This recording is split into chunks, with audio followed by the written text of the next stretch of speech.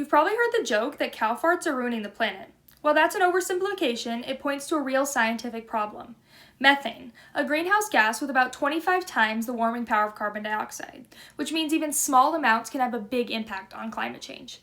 Cows aren't the only source of methane. In fact, 26% of methane emissions in the US come from places most people don't even think about: animal waste, wastewater treatment systems, and landfills. What all of these have in common is not the waste itself, but the biology happening behind the scenes. That biology is called anaerobic digestion. When organic material is buried or submerged without oxygen, microbial communities step in to break it down. This happens in 4 stages. Hydrolysis, where large molecules like carbohydrates, fats, and proteins are broken into smaller compounds. Next, acidogenesis, which converts those compounds into volatile fatty acids. Then, acetogenesis, producing acetate, hydrogen, and carbon dioxide. Finally, methanogenesis, where specialized archaea turn those products into methane gas. It's the same basic process that happens in landfills, wastewater tanks, and even inside the stomachs of animals and humans. The problem is that this process never stops. Wherever waste is sealed away from oxygen, methane keeps forming. Without intervention, it escapes in the atmosphere and quietly accelerates climate change. This is where engineering changes the story. Here I am at my local landfill that was retired in 2008, and under me is thousands of tons of trash, and also a highly engineered system.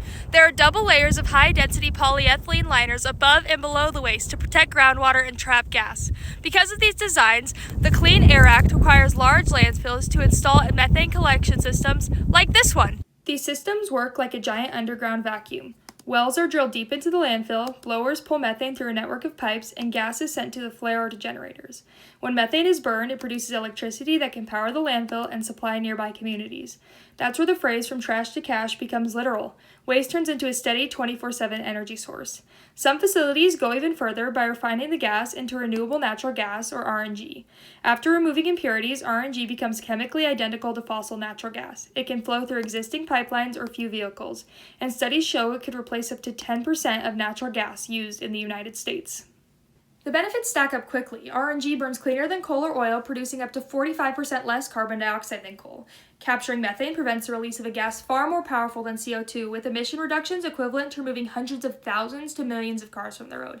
And economically, these systems create jobs and generate revenue while solving an environmental problem. So, while methane starts as a byproduct of decay, modern engineering gives it a second life.